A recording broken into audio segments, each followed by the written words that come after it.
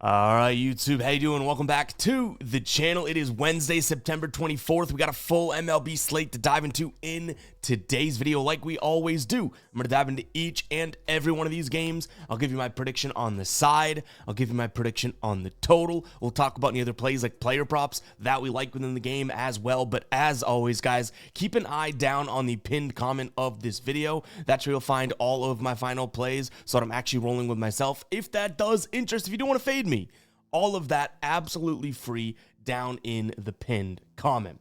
In terms of how we did yesterday, a 3-3-1. We had one push of a night down 0.18 unit, meaning we are 5 days in a row now without being in the green. Yes, a couple of them have been like last night, kind of a moot point and 0.1 units down, but still, man, oh man, this has been a rough MLB stretch there. The Tigers, Guardians, Nerfy comes through. The Dodgers and Diamondbacks over, we had to sweat. And then the Red Sox team total over. Probably our best look last night. We got plus money on that one. But even still, that just won on the hook. So we got to figure some things out here. But let's go ahead and dive into game number one here, guys. Hit that like button. Hit that subscribe button. Maybe some likes on the video today will bring us all some luck. Let me know what you guys are rolling with in the comments down below. I need all the help I can get. Let's dive into it. First game up here, we got the Braves taking on the Nats. We have Bryce Elder on the mound going up against Andrew Alvarez. Not exactly the biggest Bryce Elder fan, but, you know, 4 of his last 5 starts have looked pretty good, and I would say he has the starting pitching advantage over Alvarez, right? And Alvarez is also a lefty. That is the hand that the Braves are hitting really, really well right now, and this Braves team has won a bunch of games in a row, so you know what? I'm going to lean towards the Braves here in this spot, and also their team total over. I don't mind runs in this one. I even think Washington can kind of get to Elder, so if you want to pivot to an over, I could easily see, you know, an 8.5 hitting. The 9, we have this game pegged at 5-4 in terms of our model here, so sure, 9 would still be a push potential spot, but I don't mind the 8.5 if that's out there for you guys, because again, Bryce Elder isn't necessarily a guy that I absolutely love backing in general. Last time he did pitch against his Washington team, though, he pitched pretty well. Now, it was back in May. 6 innings pitched, 1 earned, 3 strikeouts, just 1 walk, 5 hits. So decent enough, right? I think it's enough to trust the Braves in this spot. If you need to snag them at -1, go ahead and do so. But if not, maybe their team total over.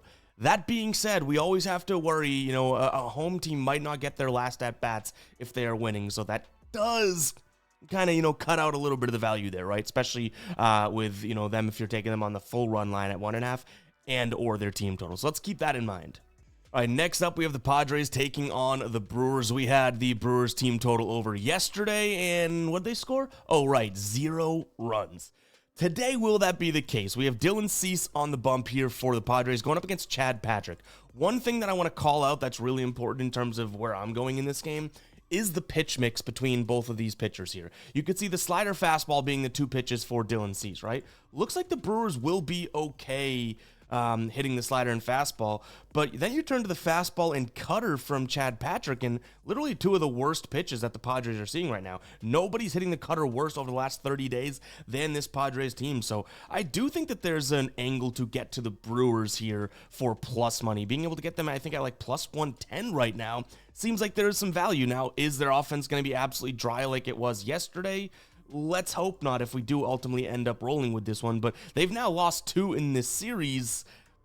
I can't see them getting swept by the Padres, even though the Padres are at home and are undebatably playing decent baseball. Dylan Cease I do like, and he has been pitching fairly well, but he's coming off of a rough start in which the White Sox actually got to him, his old team, right? And Chad Patrick, you know, he's been pretty damn consistent. 1.8 ERA over his last 5 starts. He's given you like 4 or 5 innings of 2 earned, but I think that that might be enough to get us to the Brewers today and be able to roll with them. You'll also notice that I'm leaning towards the under. That's because I don't think Dylan Cease is going to get absolutely blown up or smoked by this Brewers squad. I think that this could be somewhat of a low-scoring game, and there's some 8.5s out there. A lot of a lot of books have this at 8. So if you can snag an 8.5, I don't think that that's all that terrible right now.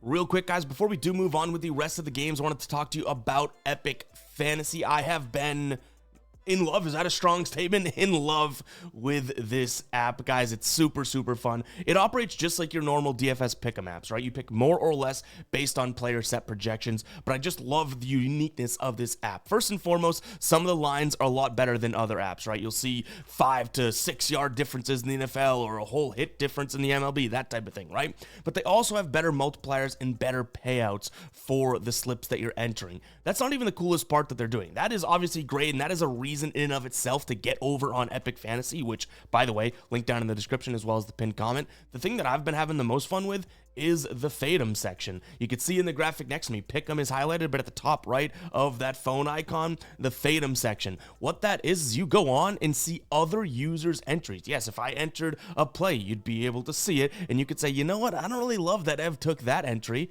Boom, I'm going to fade it, and all you need to do is get one correct on your side, aka the original poster has to get one wrong, and you get paid out. It's super, super cool. Been really fun. I've probably been spending, 80% of my time on the app in the Fade'em section, because some people got this ego, and they'll put like a 5-6 legger in there, and I'm like, man, all we need is one to lose and we cash.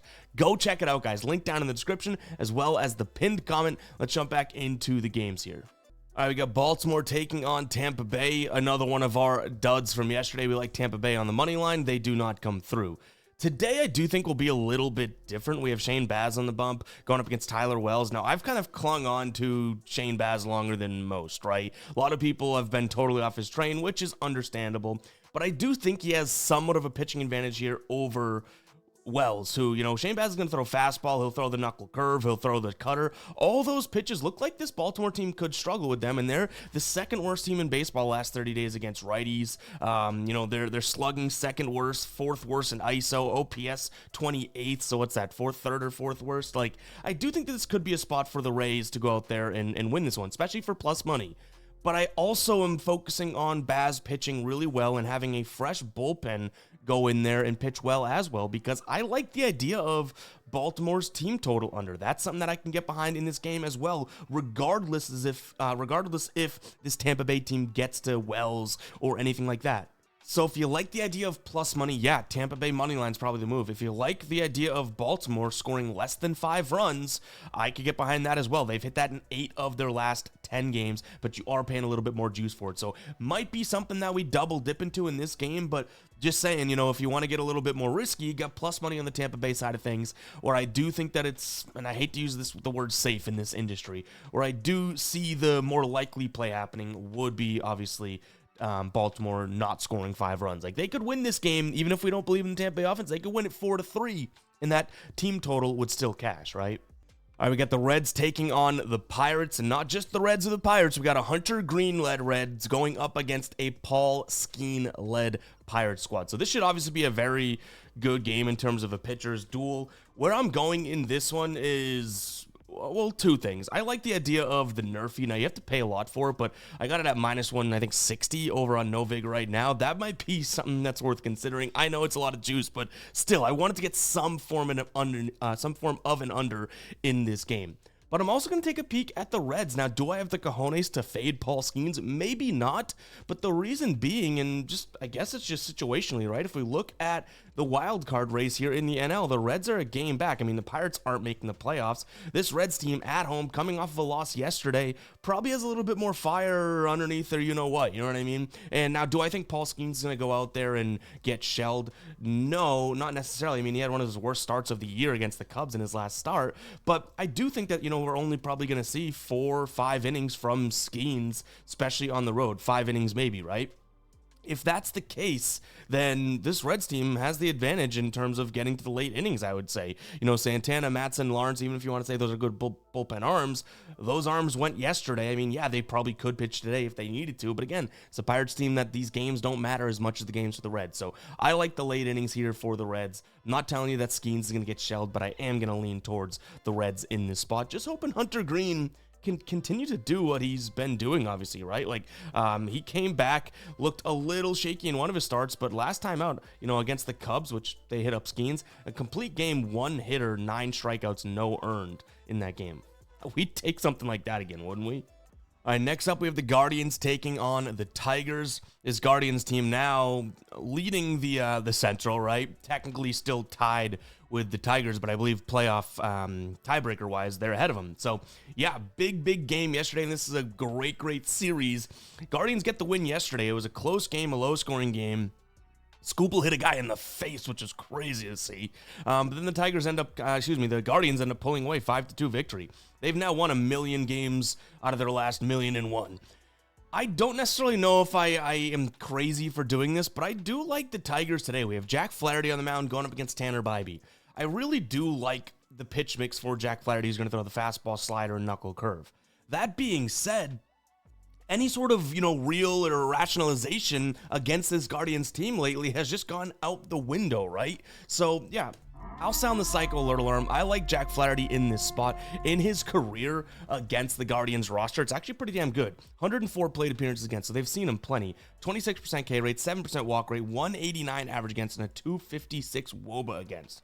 Expected batting average against is 226, and an expected WOBA 274, so pretty good.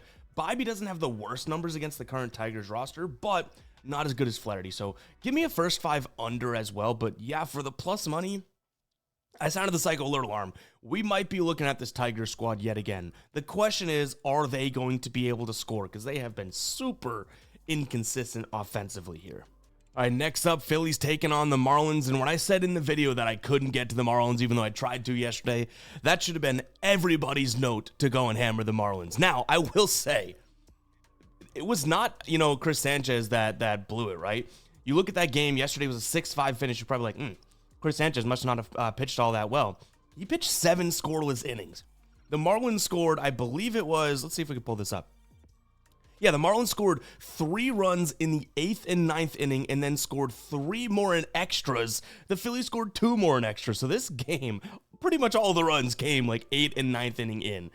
Today we have Jesus Luzardo on the bump going up against Ryan Weathers. I would trust the Philadelphia offense a little bit more than Miami's offense. I am going to lean towards them in this spot, but I don't mind the over. I've seen some 8s out there. There's a lot of 8.5, so 8 seems to be a key sort of valuable number. And yeah, I mean, I'm not going to sit here and tell you that Miami can't score. They just went off yesterday, and maybe they're getting back to that sort of time in which, they would have these big innings and stuff. Because if you read off Miami's most recent games now, granted, they were in Colorado for a series, so some of these numbers look good, but ready? 6, 4, 4, 6, 9, 8, 6, 6, 8. They did have a 0 in the mix there too, but what I'm saying is that they are scoring some runs, right? And we know the Philadelphia Phillies can score, so why not take a peek at an over here? In terms of a park factor index, we have an 11%, plus 11% in the run index as well.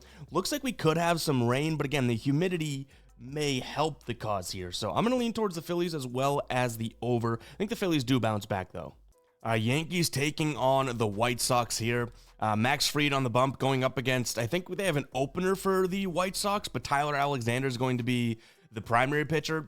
Either way, I don't think that there's much that I'm looking at in this game. The only thing I kind of stumbled across was Austin Slater under 1.5 hits, runs, and RBIs. Just like the pitch mix, especially if we do get a chunk of the innings out of Tyler Alexander, but I don't know if this is necessarily worth it because when you think about it, even Slater could walk, and then he gets on base, and he has Judge, Bellinger, Stanton behind him. A little worrisome there, right? So, yeah, that would be the only thing that I look at in this one. I don't even think at this price, the Yankees are worth a parlay piece. You know what I mean? Like, yeah, I do think they're going to win the game, but they're not even boosting your odds all that much at minus 380. So to me, this is probably more of a pass type of a game, but I wanted to at least touch on something that I kind of stumbled across there. All right, Red Sox taking on the Blue Jays here. We have Max Scherzer on the bump taking on Garrett Crochet. And by the way, yesterday we got some comments being like, you're such a homer, it's a fan pick. Red Sox and their team total over ended up coming through, right? It was not, I tried to tell you guys that was not a biased spot. We saw something and it ended up working out. Anyways, Max Scherzer and Garrett Crochet on the bump. The biggest thing I want to look at here, and by the way, guys, this is our MLB dashboard, GuyBostonSports.com, members area. Go sign up today over on the MLB dashboard right there. You can go to GuyBostonSports.com/members as well, because we also have an NFL dashboard that is absolutely unreal in terms of all the data that you need, and that'll help you in your initial research process. But anyways, back to this game. Biggest thing I'm looking at here is obviously Crochet and Scherzer are two good pitchers. Crochet is better than Scherzer, but Scherzer's good. This is what I'm looking at. This Toronto team against lefties, a little strugglesome right now. Yeah, Vladdy and George Springer, the only two guys that really are hitting lefties well, but the cutter is a pitch that they've been struggling against. So I do, right away look right at what we looked at yesterday. Red Sox and their team total over. Now, do I love this spot as much as I did yesterday? Weirdly enough, no, right? Even though we're going to see a lot of fastballs out of Scherzer, a lot of sliders, the Red Sox do hit those pitches fairly well, but I don't know if the Red Sox do it twice in a row. Now, they have Garrett Crochet, to back them up today, which is obviously a big deal. So in this case, I'd probably rather, yesterday I'd rather the team total and then the money line. It's kind of flipped today. I'd rather the money line and then that team total. But ultimately, yeah, I just do think that this is a Red Sox team that can kind of scrounge out some runs, especially against this Toronto bullpen, even if Scherzer pitches well. And like I said, oh yeah, you got a guy named Garrett Crochet pitching for you as well. By the way, guys, if you guys watched our futures video like months and months and months ago, we are 1 win away from cashing the Red Sox team total over. Don't let us down, Sox. Cubs taking on the Mets. Now, I will admit I kind of ping-ponged on this one for a while this morning. We have Matthew Boyd going up against Yona Tong. Now, I do think Boyd is the better pitcher, but this Mets offense, I've been telling you guys, like, they are coming around the mountain when they come, right? They scored, 9 or 8 runs yesterday? Something like that. They scored a bunch of runs, as did the Cubs, though. I think I'm going to trust Matthew Boyd, who is a lefty in this Mets team, just a little more middle of the pack against lefties last 30 days in this spot. So I'll lean towards the Cubs, but I kind of do want to say that both these pitchers are in better spots. We saw a lot of runs yesterday. Now in Wrigley, we have a minus 19% run index. As much as I think these offenses have the potential to score a bunch of runs, today might not be the best example or best situation. So give me the Cubs and the first 5 under. We're going to see a ton of fastballs out of Tong. Cubs right now just 19th against the fastball. We're going to see a ton of fastballs and sliders and changeups out of Matthew Boyd. This is what scares me. Mets number 1 against the fastball, number 1 against the slider, number 3 against the changeup. But that's versus both hands. They have struggled just a little bit more against lefties, like I mentioned. So hopefully that can kind of come to fruition. But I do like the Cubs in a bounce back spot here overall. Now, when we talk about like the hungry dog running faster and whatnot, the Diamondbacks and the Reds breathing down the Mets' neck, they have that last wild card spot, but they're only a game up. So maybe it is that sort of case where the Cubs are a little cushiony. They're clinched the playoff berth already. The Mets yet to do that. Maybe they kind of come in firing. Who knows? This one, like I said, I did go back and forth on. So if you're on the Mets today, I do get it. Rangers taking on the Twins. The Twins get the win yesterday, and the Twins, honestly, I guess Zebby Matthews looked good and Patrick Corbin didn't. Today's probably a horse of a different color, though, right? We got Jacob deGrom on the bump here for Texas, going up against Taj Bradley. Taj Bradley, not exactly a guy that I'm all that interested in backing. He's got a 4.4 ERA over his last 5 starts, compared to deGrom's 2.6, though. 2.6 is not all that great for a guy that was pitching really well. Now, I do think the pitch mix here for deGrom should, I guess keyword being should be pretty good. He's going to throw the fastball and the slider. Not exactly the best pitches for the Mets to hit here, so I do lean Rangers in a bounce back spot, as well as a Twins team total under. I think that's probably going to be a little bit too low for me overall, and the Rangers even kind of priced out at this point. So yeah, the market's kind of beat us to the punch here, but those are the 2 spots that I'd be looking at. I do think that this Rangers team bounces back, but man, oh man, can we say, affirmatively now that when they ended up, I guess getting swept by Houston, right? Now they're 6 games out of they were like 1 game or a game and a half out of the wild card before that series, and now their season, when they lost that series and got swept by Houston, they just went, and now Houston's out of the playoffs technically if it ended today. What a crazy, crazy last week we had. That's why I tell you guys, baseball is not boring. The end of the year with all these situations is absolutely crazy. Angels taking on the Royals. This is one that's tough, right? Because the only time I do like to back or even consider backing Kikuchi is when he's at home. He's at home today. He is a lefty. He's going up against a Kansas City lineup that struggles to hit lefties. So it's like, okay, maybe we have an angle starting to brew for this, this Angels squad, right? Minus odds to back the Angels right now just seems a little silly, in all honesty. So where I prefer to go is probably some form of an under. There's 8.5s out there. You could look at the first 5 under. I think I'm going to try and shrink the potential here for how many innings we could see out of Kolek and Kikuchi potentially blow up. I don't mind that under in the first 3. So the first 3 under 2.5 is probably something that I'm considering here. We're going to get a lot of fastballs and sliders out of Kikuchi. That's great. Kansas City 30th at hitting the fastball last 30 days. Middle of the pack against the slider. And like I mentioned, they're really, really bad against lefties. a pretty big pitch mix out of Kolek, and there's no real pitches other than the changeup that the Angels are hitting well. So yeah, I do lean Angels, but I'm probably more likely going to get to that first 3 under that you can get for like -1, I think 18 or something right now. I can't justify, in my heart of hearts, paying, -120 for an Angels team that very well could go out there and score 1 or 2 runs. You know what I mean? Even though Kikuchi's at home and the Royals struggle against lefties and blah, blah, blah. That doesn't change and make the Angels bats any bigger. You know what I mean? So give me that first 3 under. I think that's a nice little compromise based on what I was looking for and what we can kind of get here. All right, Diamondbacks taking on the Dodgers. This is one of our cashes yesterday. Diamondbacks and Dodgers over, and guess what? I think we're going to run it right back now. We have Ryan Nelson on the bump going up against Blake Snell. From a name perspective, you're probably thinking, wow, massive, massive advantage to, Blake Snell and the Dodgers, right? But actually, if you look at these 2 pitchers against the opposing squads, Ryan Nelson's been a little bit better than what we've seen out of Blake Snell versus, the guys in the lineup. So I do like the idea of the Diamondbacks kind of hanging in there today. The thing that I really do ultimately love is the fact that Blake Snell, now I'm not going to say that he's struggling, but when he does have his struggles, it's against the right hand. The Diamondbacks have like 7 or 8 righties in the lineup, including switch hitters, because Blake Snell's a lefty today. So I like them to be able to score some runs, but, I'm not going to sit here and tell you that Ryan Nelson's going to go out there and absolutely, smack up the Dodgers lineup. They could probably hit him too. That's why I end up leaning towards that 8.5. But yeah, for plus 130-ish, Diamondbacks probably a look for me. I mean, they're still a game out of the playoffs. They really, obviously want to get in the playoffs, as does every team. They might be the hungrier dog here. They're at home, and I believe in their offense today, so give me them. But as well as that over 8.5, I think we could see that again. Now, we had to sweat it out yesterday for sure, but, 5-4 finish. We did score 2 runs in the bottom of the 9th. That helped, and pretty much, I think it was 1-0 heading into the 6th inning, so I was like, all right, that's a loser, but a lot of runs late. Maybe we see that again, because what did I tell you yesterday about these bullpens? Not all that great, right? So yeah, let me see some runs in this one yet again. I don't believe we have a graphic for this one. Yeah, right. It's still yeah. All right. So we don't have a graphic for this one. It makes sense. -341 are the Mariners. That totals down at 7.5. Such a weird spot here. Luis Castillo is on the bump. He's going up against Tanner Gordon. I guess I could think that, the Mariners might be a money line spot, but like to me, just like I said with the Yankees, I don't think that's going to do much for you. You know what I'm saying? In terms of situation, yeah, this Mariners team looking pretty good at the top of the division there. They've clinched their playoff berth. Have they clinched the actual, AL West? No.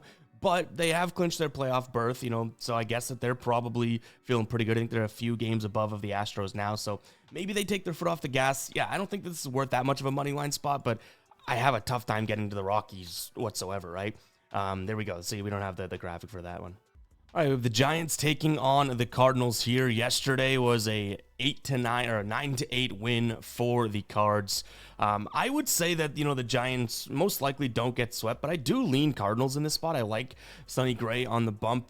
Now, the Giants have Robbie Ray, so I'm not going to sit here and say that, this is a guy that's going to get hit up or anything like that. But still, I do believe in this Cardinals team and the momentum they have just a little bit more. And just a little bit more, right? So, like, if you're on the Giants today, sure, I get it. But I think this is kind of a coin flippy game. So the fact you're getting slight plus money on one side is kind of what's putting me over the top. Where I actually think that I could get down today is that first 5 under 4.5. If we see Robbie Ray as the starter, which, I've seen a couple different names, Brubaker as one of them, whatever. I'm seeing Robbie Ray. I'm hoping it's him. But even if it is JT Brubaker, I guess this is still a spot that I like because I like the Sonny Gray spot. Overall. Now, if the pitching changes, then yeah, maybe I don't like it as much as Robbie Ray, lefty against the St. Louis team, but nonetheless, that's what I'm going to be taking a peek at today. This is one where, again, Sonny Gray has a lot of my trust against this Giants squad. He has a huge pitch mix, so he should be able to navigate to pitches that this Giants team doesn't hit well, which is the slider, the fastball, and the changeup. Guys that have deep pitch mixes can perform well against this Giants team because, yeah, they are very, very selective, and I don't mean selective, but they're very sporadic in the pitches that they hit well. So, sure, Sonny Gray go out there and pitch well, and then whoever's on the other side of the Giants things, you're not exactly going up against the best of lineups, and a lineup that I do think has momentum, right? But they are also due for a little bit of regression. So, first 5 under 4.5, something that I'm actually liking today. All right, we got the A's taking on the Astros. You know how I leaned towards the Astros yesterday? I was like, they're just simply the better team. 5-1 win for the A's. Now today, I'm looking right back at the Astros. JT Ginn going up against Hunter Brown. Hunter Brown is the better pitcher, right? We know that. We should be able to agree with that. In terms of how he's pitched lately, I mean, still pretty good. Not exactly like he's pitching 6 innings and giving you 2 earned, but that should be good enough here, I would think, against JT Ginn. And I'm just hoping that the Astros offense kind of comes to play. They've been super sporadic and very inconsistent, whereas this Athletics offense, they've been a little inconsistent too, but, you know, when they go off, they're giving you 5+ runs. So maybe we see something like that again today and we get kind of burned, but I do like Hunter Brown and the Astros in this spot. I'm going to lean towards that Athletics team total under as well, but I'll make it clear, I by far and away like the idea of the Astros on the money line more so because I don't really love this A's bullpen. So I think you have the better pitching for both the starter and the bullpen. We just have to hope that these offenses are even, you know, I guess even today in a sense. So yeah, give me the Astros as well as the A's team total under, but Astros being the main lean. That's going to wrap it up, guys, for today's show. Hopefully, you guys did enjoy. If you did, make sure to go ahead and hit that like button, hit that subscribe button. Again, go check out Epic Fantasy. You will not regret it. It is worth the try. I forgot to mention, you also get a deposit match up to $50. So go check it out. We'll catch you guys in the next one, all right? Peace out.